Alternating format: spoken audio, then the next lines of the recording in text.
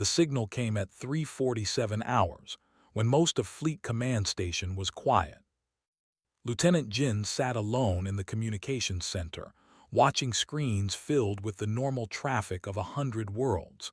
Trade ships requesting dock permits, mining vessels reporting asteroid positions, the endless chatter of a galaxy that never slept.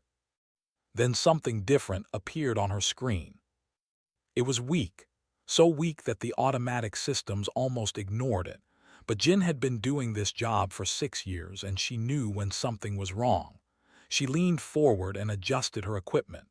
The signal grew a little stronger, but it was broken into pieces, words missing, sounds cutting in and out.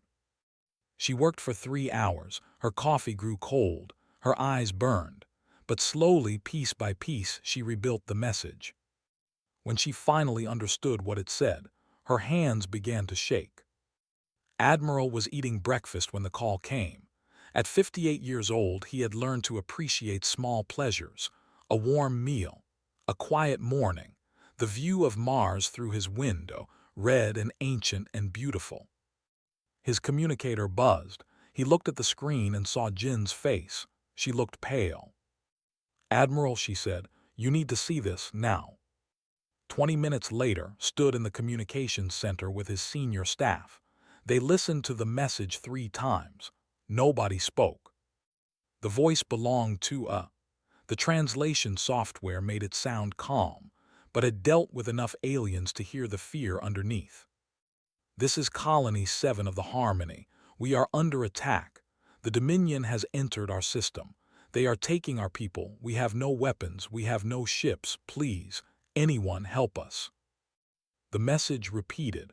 Then it cut off with a sound like breaking glass. Captain Min was the first to speak. She was 34, with short black hair and eyes that missed nothing. She commanded the heavy cruiser Indomitable, the finest ship in the fleet. Thus she said, "I know them, peaceful people. They trade in medicine and art. They have never harmed anyone." "They have never helped anyone either," said another officer. "They stay neutral in every conflict. They refused to support us during the border war." Raised his hand for silence. "What is their military strength?" Jin checked her records. "None, sir. They have no military. They believe violence is wrong. They rely on other species to protect trade routes. And no one is coming to help them." "No, sir. I checked the galactic emergency channels. Other species have seen the message. None have responded." Closed his eyes. He remembered a time almost 30 years ago when humanity was new to the stars. The Dominion had looked at Earth and seen easy prey. Millions of humans packed onto one small planet with no allies and primitive ships. They had come to harvest them, to put them in chains and sell them across the galaxy. They would have succeeded, but an older species had decided to help, not because humans could pay them, not because humans were useful, simply because it was right. They were gone now, destroyed in a war with another empire, but had never forgotten what they did. He had built his entire career on one simple idea. When you have power, you use it to protect those who have none. "How far is the system?" he asked. 3 weeks at maximum speed," Min answered. "And the force?" Jin pulled up the intelligence reports. Her face grew even paler. "Sir, they have a full invasion armada, 47 warships, 12 troop carriers. If we send Task Force 7, we will be outnumbered 5-1. The room fell silent again. Everyone understood what those numbers meant. They were being asked to fly into almost certain death to save people who had never done anything for humanity. Looked around the room. He saw fear in some faces, doubt in others, but in Min's eyes he saw something else. He saw the same fire that burned in his own heart. "Captain," he said, "prepare the Indomitable. You will lead Task Force 7 to the system." "Yes, sir," she said, no hesitation, no questions. "Sir," another officer began, "the Council will never approve this. They have nothing to offer us. If we lose those ships—" "Then we lose them doing what we should do," interrupted. I did not join this fleet to count costs. I joined to protect people, all people, not just the ones who can pay us back." He turned to Jin. "Send a message to the, tell them help is coming. Tell them to hide, to survive, to hold on for 3 weeks. Tell them the humans are coming." Jin nodded and began typing. Min moved toward the door, already planning in her head. Then she stopped and looked back. "Admiral, you know what to do to planets they conquer. If we arrive and find the already taken, what are your orders?" His face hardened. For a moment, he did not look like an old man eating breakfast. He looked like the young soldier who had fought the 30 years ago, who had seen their slave ships, who had sworn to never let it happen again. "If they are taken," he said, "then we take them back, whatever the cost." Min saluted and left. The next 6 hours were chaos. Ships were recalled from patrol. Supplies were loaded. Crews were woken from sleep and told to prepare for war. The docks around Fleet Command became a storm of activity. In the middle of it all, Ensign Lee reported to the Indomitable for her first assignment. She was 22 years old, fresh from the academy, trained as a navigator. Her hands trembled as she walked through the ship's corridors. She found Captain on the bridge, giving orders to a dozen people at once, waited until there was a pause, then stepped forward and saluted. "Ensign Lee, reporting for duty, Captain." Min looked at her. She saw the fear in the young woman's eyes. She remembered feeling the same fear long ago on her first mission. "First deployment?" she asked. "Yes, Captain." "Are you scared?" Hesitated. She wanted to lie to seem brave, but something in Min's eyes told her that lies would not work here. "Yes, Captain, I am scared." Min nodded. "Good. Fear keeps you sharp, it keeps you alive. The ones who are not scared are the ones who make mistakes." She put a hand on shoulder. "Stay scared, Ensign, but do your job anyway. That is what courage means." At 1900 hours, Task Force 7 assembled in formation. 12 ships, carrying 3,000 humans. They faced the endless dark of space, knowing that death waited at the other end.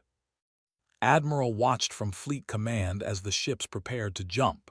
He wished he could go with them, but his place was here, coordinating, planning, preparing reinforcements if they were needed. Min's face appeared on his screen. Behind her, the bridge of the Indomitable hummed with activity. "Task Force 7 ready to jump," she reported. Captain said, "Bring them home, all of them, the NR people." "I will, sir, or I will die trying." The connection ended. Watched as 12 points of light stretched into lines and then vanished, leaving only empty space behind. 3 weeks. That was how long they had to survive. 3 weeks until the humans arrived. Turned back to his work. There was much to do, more ships to prepare, more supplies to gather, a war to plan. But in his heart he carried a small, cold fear. 5-1 odds, 12 ships against 47. He had sent good people into the darkness, and he did not know if he would ever see them again. He looked out at Mars, red and ancient and silent. Somewhere beyond it, beyond the stars, people were suffering. People were dying. People were crying for help. And humans were coming to answer. The Indomitable moved through hyperspace like a bullet through water. Around it, 11 other ships followed in tight formation, their engines burning hot as they pushed toward the system. Inside the ship, 300 crew members prepared for war. Sergeant Major Park Dongwoo stood in the training hall, watching his Marines fight. They wore practice armor and carried dull weapons, but they moved like killers.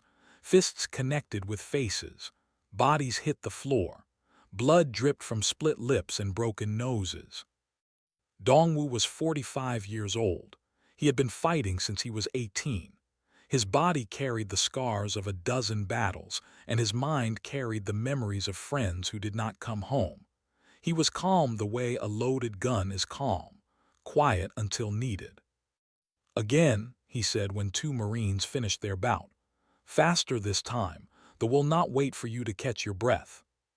The Marines nodded and started again. In the corner of the hall, a holographic figure watched.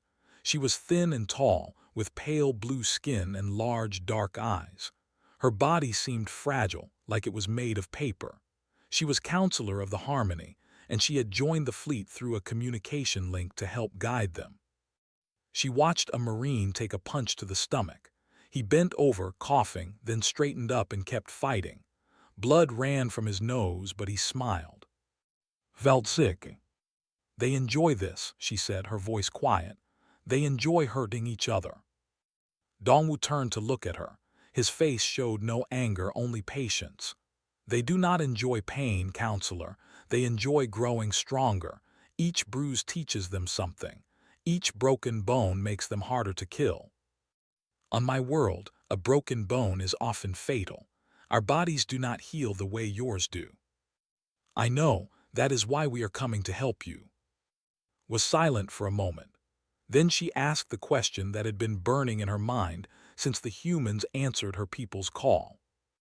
Why do you help us? We have nothing to give you. We refuse to support you in your wars. We called your species violent and dangerous. Why would you die for us?"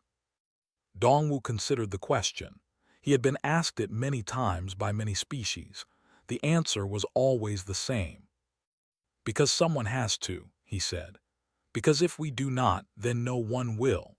Because the universe is dark and cold and cruel, and the only way to fight that is to be kind when kindness costs you something." He turned back to watch his Marines. "My grandmother used to say that strength means nothing if you only use it for yourself. She survived a war when she was young. She watched her village burn. She told me that the people who saved her were not the ones who had the most power. They were the ones who chose to use their power for others." Did not fully understand. Her people had evolved on a gentle world where the worst danger was a mild storm. They had never needed to fight. They had never known what it meant to be prey. But she was beginning to understand why the galaxy called humans, and she was beginning to understand why that name was not an insult. Dr. Nam Young worked in the medical bay, preparing for the wounded she knew would come. She was 29 years old, with gentle hands and tired eyes. She had joined the fleet to help people, not to watch them die. But she knew that war meant both. Her assistant brought her a data pad. "Doctor, the briefing on biology, you asked for it." Young took the pad and began to read. What she found made her heart ache. They were fragile in ways she had never imagined. Their bones were hollow, like bird bones. A fall from standing height could kill them. Their blood did not clot well. A small cut could lead to death. They could not survive in gravity higher than 0.6 Earth standard. The Indomitable's normal gravity would crush their lungs. She read about their 200 years on average, but they reproduced slowly, only 1 or 2 children in a lifetime. Every death was a tragedy that could not be easily replaced. And they were harvesting them like crops. Young closed her eyes. She thought about what she would see when they reached the system. The wounded, the dying, the ones they could not save. She opened her eyes and got back to work. There was too much to do to waste time on sadness. On the bridge, Captain Min studied the tactical displays, enemy positions, fleet formations, possible approaches. Her mind moved through scenarios like water through a maze, always looking for the path that led to victory. Ensign Lee sat at the navigation station nearby. She watched the captain work and felt a mix of fear and admiration. Min seemed so calm, so certain, like she had already seen the future and knew they would win. "Captain," asked during a quiet moment, "do you think we can win against those odds?" Min did not look up from her displays. "Odds are just numbers, Ensign. Numbers do not fight, people fight, and I have never met anyone who fights like humans." "But 5 to 1, 47 ships against 12. Now Min looked at her. Her eyes were steady and hard, like stones at the bottom of a river. "Let me tell you something about humans, Ensign. Something the other species do not understand. We did not become what we are by having the best odds. We became what we are by refusing to give up when the odds were against us." She turned back to her displays. Our ancestors crossed oceans in wooden ships. They climbed mountains that killed half of everyone who tried. They went a space in metal cans held together with hope and mathematics.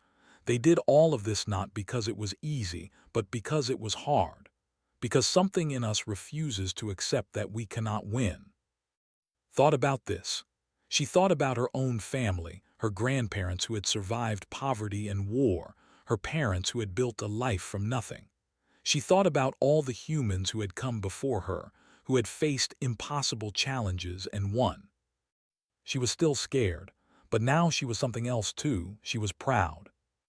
In his quarters, Dongwu cleaned his rifle. It was an old weapon, passed down from his father, who had gotten it from his father. The metal was worn smooth by generations of hands. A knock came at his door.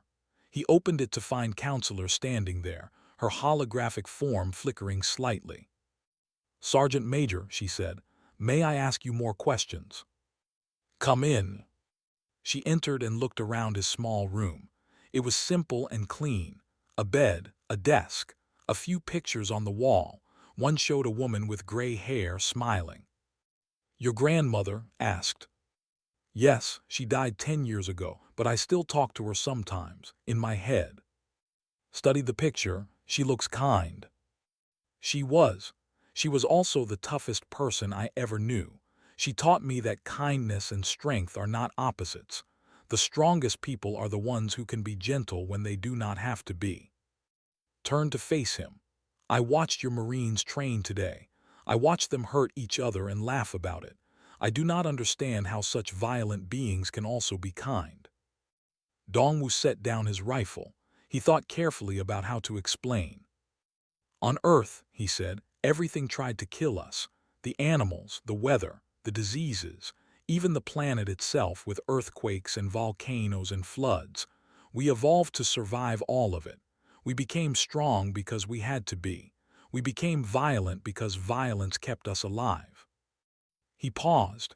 "But we also evolved something else. We evolved love. We learned to protect each other, to sacrifice for each other, to die for each other. Because alone we were weak. Together we were strong enough to conquer a world that wanted us dead." He looked at the picture of his grandmother. "That is what it means to be human, Counselor. We are violent, yes. We are dangerous, but we are also loyal. We protect the people we love. And sometimes, if we are very lucky, we learn to love strangers too." Was quiet for a long time. Then she said, "I think I am beginning to understand why my people are still alive. They see us as prey, but you see us as family." Dongwu smiled. It was a rare thing, that smile. "Not yet, Counselor, but give us time. We are very good at making family out of strangers." The fleet continued on through the dark. 3 weeks of travel, 3 weeks of preparation, 3 weeks of waiting.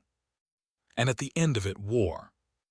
But for now, in the quiet spaces between the stars, humans talked and learned and began to understand each other. They were different in almost every way, but they shared one thing that mattered more than all the differences. They both wanted to survive, and they were both willing to fight for it. Even if the fight seemed impossible. Even if the odds said they would lose. Because humans had never learned how to give up. And maybe, just maybe, they could teach the same lesson. The fleet dropped out of hyperspace too early. Captain Min felt the ship shake as reality bent around them, pulling them back into normal space. Warning lights flashed across her console. Ensign Lee's hands moved fast across her controls, trying to understand what had happened. "Report," Min ordered. "Interdiction field," said, her voice tight with fear. "They set up gravity traps at the edge of the system. They knew we were coming." Min looked at the tactical display. Red dots appeared across the screen. Enemy ships, dozens of them, and in the center one massive vessel bigger than anything she had ever seen. "The flagship," she said quietly, "that must be there." On the flagship, watched the human fleet appear on his sensors. He was large even for with thick gray skin and 4 arms that ended in claws. His eyes were small and red, like drops of blood in a sea of stone. He had been conquering worlds for 60 years. He had broken 40 species. He had filled 1,000 slave ships with the bodies of the weak. And now, these small pink creatures thought they could challenge him. He laughed. The sound was like rocks grinding together. "Humans," he said to his officers. "I have heard of them. They call themselves. They think they are special because their planet tried to kill them." He turned to face his fleet commanders. "Show them what real predators look like. Destroy their ships. Take their crews alive. I want to see what tastes like." His officers bowed and rushed to obey. Back on the Indomitable, men studied the enemy formation. They had spread their fleet wide like a net waiting to catch fish. They expected the humans to charge forward to fight the way other species fought. Ship against ship, fleet against fleet. Simple and direct. But humans had never been simple. "All ships cut engines," she ordered. "Go dark, minimum power signatures." Around her, officers looked confused. Going dark meant no shields, no weapons, no communications. It meant becoming almost invisible, but also almost helpless. Captain asked. "They expect us to fight like everyone else," Min explained. "They expect formations and honor and direct combat. That is not how humans fight. We fight dirty. We fight smart. We fight to win." She opened a channel to the other ships. "Task Force 7, this is Captain. We are outnumbered, and if we fight their way, we die. So we fight our way. Scatter, hide, hunt. Make them fear the dark between the stars." 12 ships went silent. 12 ships disappeared into the black. Waited for the humans to attack. He waited for them to form up and charge, like all the other brave fools he had crushed. But the human ships simply vanished from his sensors. "Find them," he ordered. "They cannot hide forever." His ships spread out to search. They moved in groups of 3, scanning every asteroid, every dust cloud, every shadow. They did not find the humans. The humans found them. Wing Commander O led the first strike. His fighter squadron had been hiding behind a small moon, running on battery power, waiting like wolves in tall grass. 3 destroyers passed nearby, searching for the main human fleet. They did not see the fighters until it was too late. Was 31 years old. He had been flying since he was 16, when he lied about his age to join the academy. He had survived 37 combat missions. He flew the way birds fly, like the sky was his natural home. "Alpha Squadron, weapons hot," he said calmly. "Target their engines, hit them fast, then disappear. No glory, just damage." The fighters struck like lightning. They came from the darkness, fired their missiles, and vanished before they could react. 2 destroyers lost their engines. The third managed to fire back, but its shots hit only empty space. Then the fighters were gone, melting back into the shadows. Received the report with growing anger. 3 ships disabled. No human losses. This was not warfare, this was something else. "They attack like insects," one of his officers said. "Quick bites, then they run." "Then we crush them like insects," growled. "Pull the fleet together. Stop searching and form a defensive formation. Let them come to us." It was a smart move, but Min had expected it. While they pulled back, human Marines boarded their damaged destroyers. Sergeant Major Park Dongwoo led the assault himself. His team cut through the hull, stormed inside, and captured the ships in less than an hour. They found something important on one of the destroyers: communications logs, battle plans, the location of the supply depot. Dongwoo sent the information to Min. She smiled when she read it. "They have a fuel station on the 4th moon," she told her officers. "Without it, their fleet cannot operate for more than 2 weeks. We destroy that station, we cripple them." "The station will be defended," pointed out. "Everything is defended, that is what we are here for." Min opened the fleet channel again. "All ships, new target, 4th moon, we hit their supply line." The attack on the fuel station was fast and brutal. They had left only 5 ships to guard it, thinking no one would be crazy enough to attack so deep in their formation. They were wrong. Human ships appeared from 3 directions at once. They overwhelmed the guards in minutes, then launched missiles at the station. It exploded in a ball of fire that lit up the moon's surface. Watched the explosion from his flagship. His claws dug into the arms of his command chair, cutting grooves in the metal. How, he demanded, how are they doing this? None of his officers had an answer. Admiral, watching from far away, sent a message on open channels. His voice was calm, almost friendly. This is Admiral of the United Earth Fleet. You are outnumbered and surrounded. Leave the system now and we will let you go in peace. Stay and we will destroy you. It was a lie. The humans were still outnumbered badly, but did not know that. He only knew that his ships were being hunted, his supplies were burning, and he could not find an enemy that seemed to be everywhere and nowhere. For the first time in his long career, felt something unfamiliar. He felt doubt. Then anger replaced it. He had not conquered 40 species by running from shadows. He did not retreat. You want to play games, human? He snarled into the communication channel. Let me show you what happens to those who challenge the Dominion. He turned to his officers. Bring the prisoners. Minutes later, a broadcast went out across the system. Every ship, human, and received it. The video showed a line of prisoners. They were thin and weak, their pale blue skin marked with bruises. They looked at the camera with hopeless eyes. Stepped into frame. He grabbed one of the prisoners, a young female, and held her up like a toy. This is what happens to the weak, he said. This is what happens to those who cry for help. He killed her with one movement of his claws. Then he dropped her body and grabbed another prisoner. Come face me, humans, he said, or I will kill them all, one by one, until you find the courage to fight. The broadcast ended. On the Indomitable, no one spoke, felt tears running down her face. Dr. Nam Young stared at the screen, her hands shaking. Even Dongwu, who had seen so much death, looked pale. Min's face was like stone. She had watched the execution without moving, but her eyes burned with something cold and terrible. Captain whispered, "What do we do?" Min stood up slowly. When she spoke, her voice was quiet and steady. "We do what we came to do," she said. "We save and we make the regret the day they ever heard the word human." She opened a channel to Dongwu. "Sergeant Major, get your Marines ready. No more games, no more hiding. We are going to war." Dongwu's voice came back hard as iron. "About time, Captain. My people are ready." Min looked at the tactical display.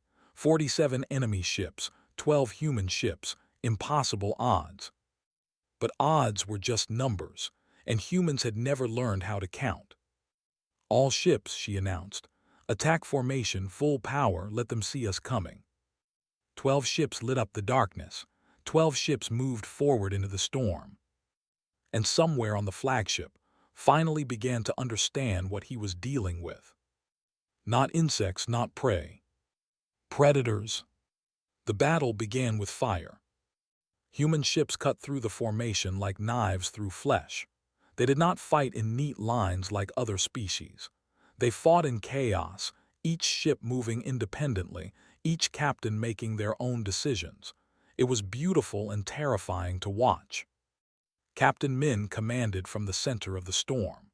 Her voice stayed calm even as missiles exploded around the Indomitable, even as damage reports flooded her screen. "Port shields failing," an officer reported. "Transfer power from the starboard side. Keep us in the fight." Enemy cruiser closing from above. "Let them come, target their bridge, fire everything." The cruiser exploded. Its remains scattered across space like burning leaves. Watched his fleet break apart. He had never seen anything like this. The humans absorbed damage that would destroy other ships. Their hulls cracked and burned, but they kept fighting. Crews worked through hull breaches, breathing through masks, bleeding from their wounds, refusing to stop. One human destroyer lost its main engine.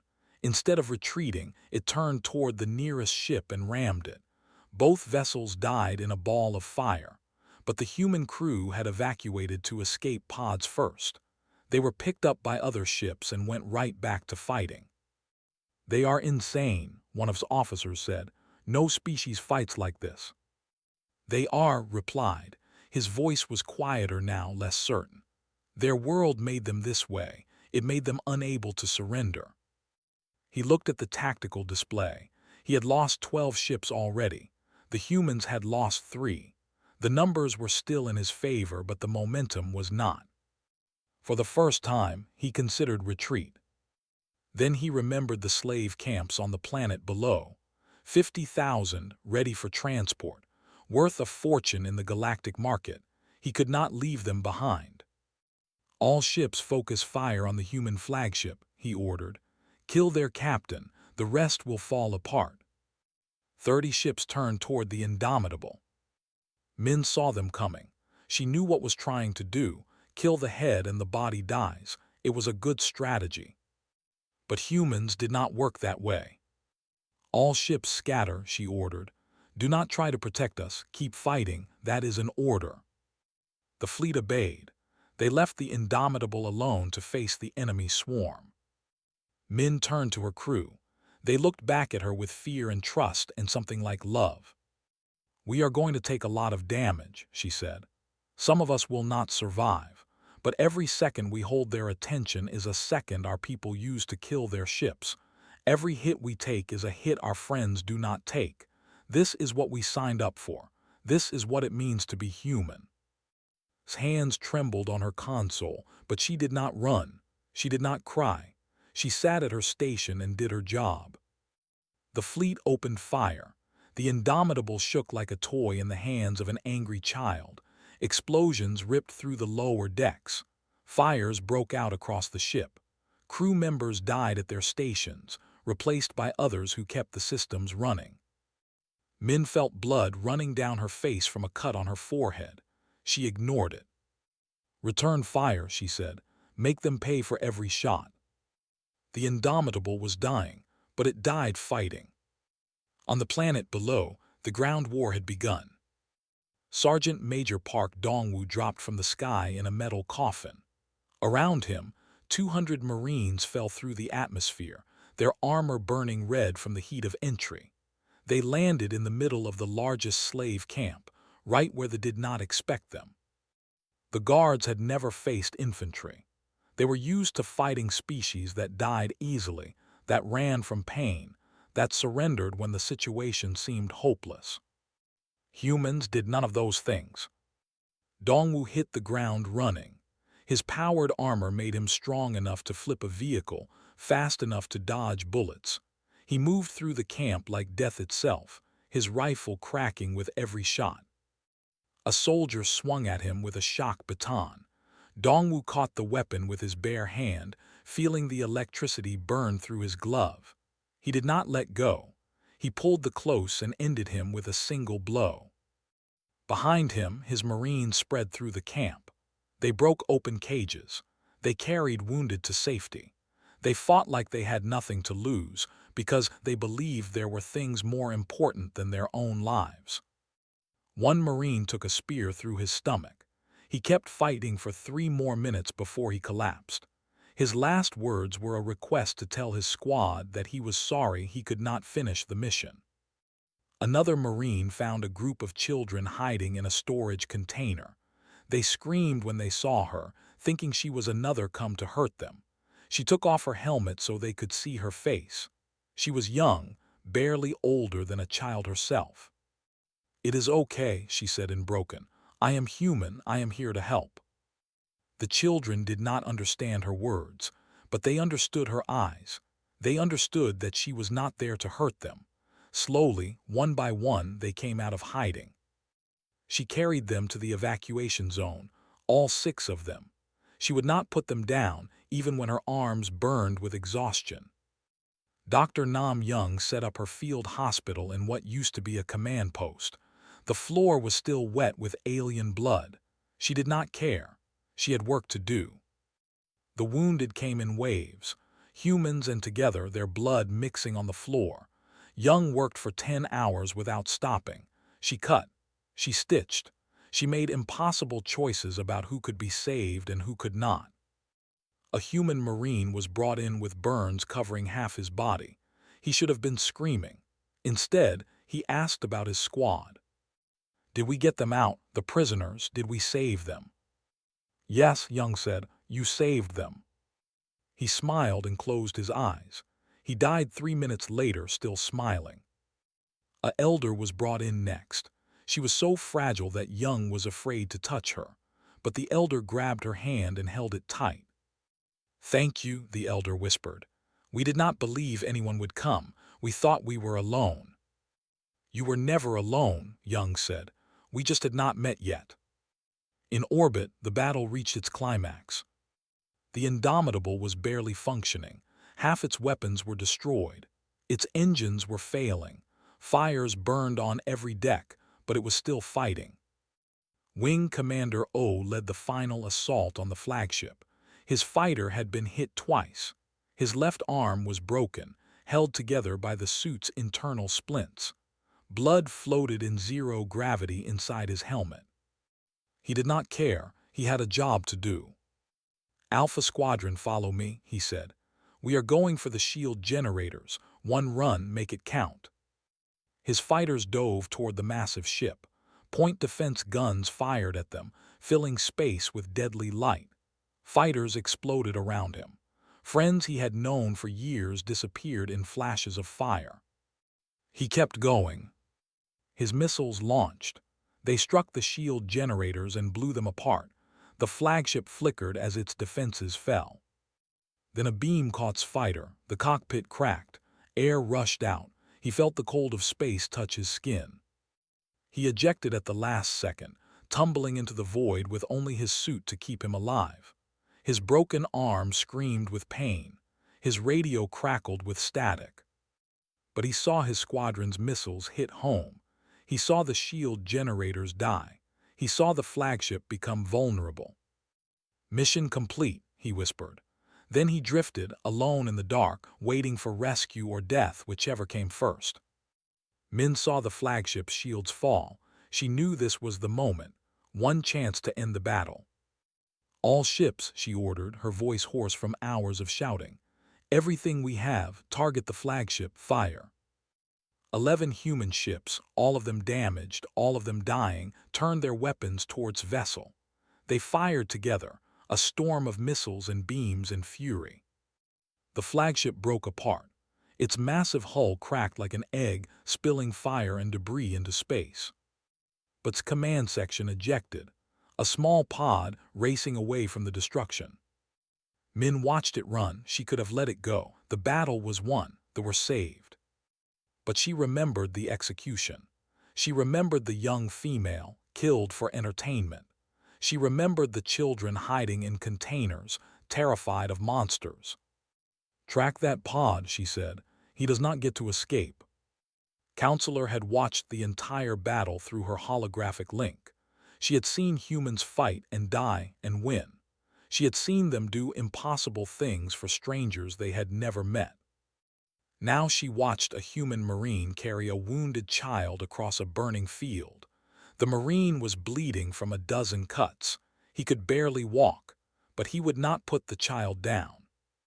Felt something she had never felt before, not just gratitude, something deeper, something like hope. Her people had thought they were going to die.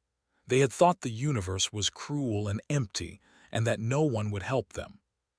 They were wrong.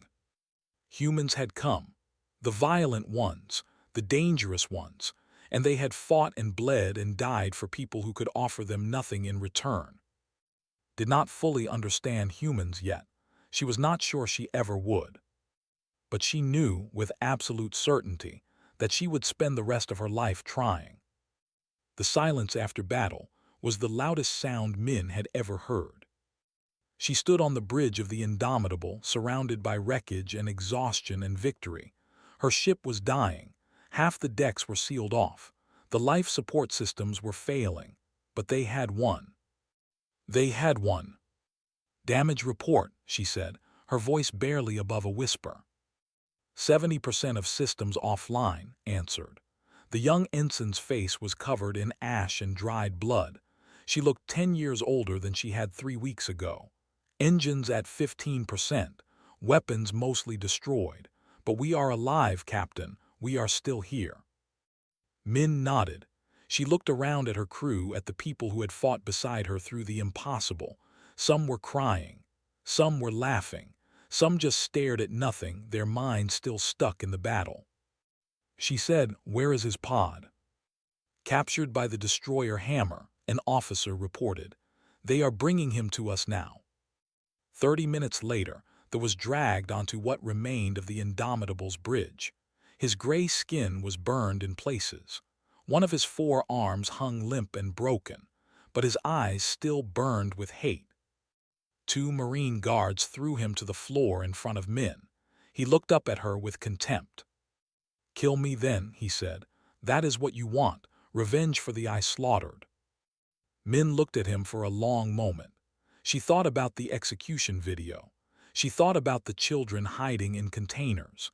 She thought about every crime this monster had committed across 40 conquered worlds.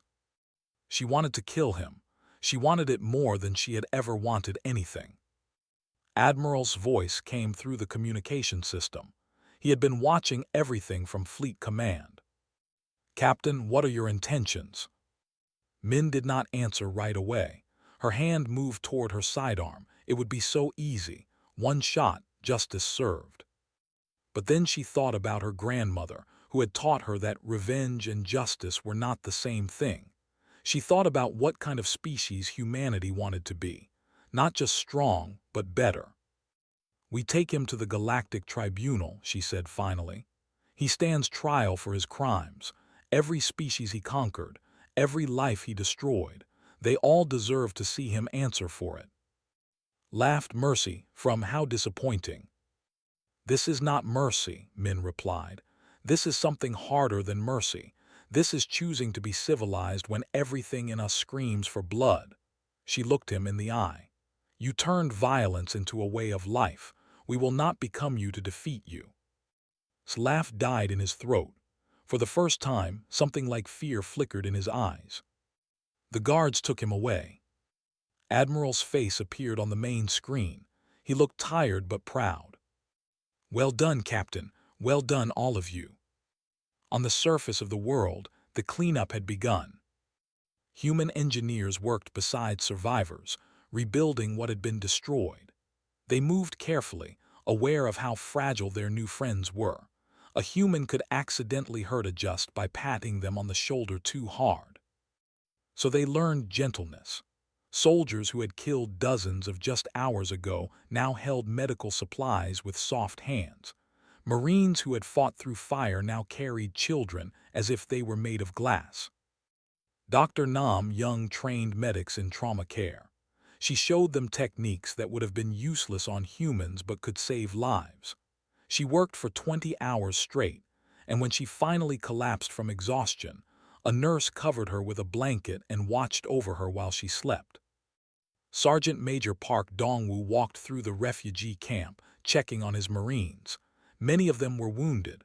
Some would carry scars for the rest of their lives, but none of them complained. He found one young Marine sitting alone, staring at the sky. The Marine's name was Han Jun, and he was only 23. He had killed his first enemy today. He had killed many enemies. "First time is always the hardest," Dongwoo said, sitting beside him. Jun nodded slowly. "I kept thinking about what you said, about strength and kindness, about protecting people who cannot protect themselves." He looked at his hands. "I killed 12 of them, 12 soldiers, and I do not feel bad about it. Is that wrong?" "You killed slavers," Dongwoo replied. "You killed people who were hurting innocents. There is no shame in that. The shame would be if you did nothing." "Then why do I feel so empty?" Dongwoo was quiet for a moment. Then he pointed to a group of children playing nearby. They were laughing, throwing a ball back and forth. Their parents watched them with tears of joy. You feel empty because violence always costs something, Dongwu said. Even justified violence, even necessary violence. But look at those children. They are alive because of you. They will grow up and have children of their own because of what you did today. That is your answer. That is why we fight. Jun watched the children play. Slowly, something like peace settled into his eyes. Counselor addressed the Galactic Council 3 days later. Her holographic image appeared before representatives of 100 species, all waiting to hear what she would say. I came here to tell you about humans, she began. About the violent species from the toxic planet. The council waited. I expected monsters, continued. I expected predators who killed because they enjoyed it. I expected savages who could not control their instincts. She paused. I was wrong. I was so very wrong. Humans are violent, yes. They evolved on a world that tried to kill them every day. They carry death in their blood and bones, but they also carry something else, something I did not expect. They carry choice. Humans choose what to do with their strength. They choose whether to conquer or protect. They choose whether to hate or love. And when my people cried for help when we offered nothing in return, when every logical species in the galaxy ignored us, humans chose to come. They crossed 3 weeks of space to save strangers. They fought against impossible odds. They bled and died for people they had never met, not because we could pay them, not because we were useful, but because they believed that the strong should protect the weak. His voice broke slightly. My people are alive because humans exist, and I think the galaxy would be darker without them. The council was silent. Many representatives looked uncomfortable. Humans made them nervous, always did. But somewhere in that silence, something shifted. A new understanding began to grow. Admiral visited the memorial garden before the fleet departed. It was a quiet place, filled with flowers that glowed softly in the dim light. Stone pillars bore the names of those who had died. He walked alone, reading the names. So many names, so many lives ended too soon. A small child approached him. She could not have been more than 5 years old, with large dark eyes and pale blue skin. She held a flower in her tiny hands. Are you the one who came to save us? She asked. Knelt down, his old knees protesting. I am one of them, yes. My mother says humans are scary, but you do not seem scary to me. Smiled, we can be scary when we need to be, but we try not to be scary to people who do not deserve it. The child held out her flower. This is for you, for coming to help. Took it gently. It was the most beautiful gift he had ever received. The fleet departed the system with 7 ships instead of 12. 5 had been destroyed in the battle. 300 humans had died. But 50,000 were alive. Children who would grow up to have children of their own. A species that would not disappear into the darkness. Min stood on the bridge as the stars stretched into lines around her. Sat at navigation, healthier now, stronger. The young ensign had become a veteran in 3 weeks. Where are we going, Captain? Asked. Home, Min said. To rest, to rebuild, to remember those we lost. But halfway through the journey, a message came through the communication system. Lieutenant Jin's voice, tight with urgency. Captain, we have intercepted another distress signal. Different species, different system. They are asking for help. Min closed her eyes. 3 weeks of travel, 5 ships lost, 300 dead. They were exhausted. They had earned their rest. She opened her eyes and looked at. The young ensign was already calculating the new course. How far? Min asked. 4 weeks at maximum speed. 4 more weeks, more fighting, more death, more impossible odds. Min thought about the child giving a flower. She thought about the Marine asking if saving lives was enough to fill the emptiness. She thought about her grandmother's words, passed down through generations. Strength means nothing if you only use it for yourself. She turned to the communication officer.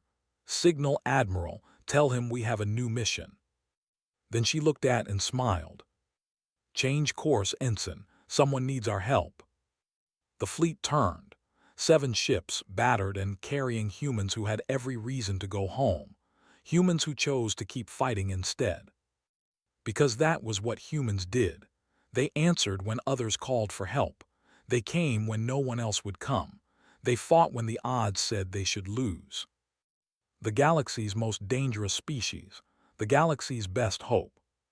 The stars stretched into lines again. The ships disappeared into hyperspace. And somewhere in the darkness, someone who had given up hope looked up and saw that help was coming. Because humans always responded. No matter what.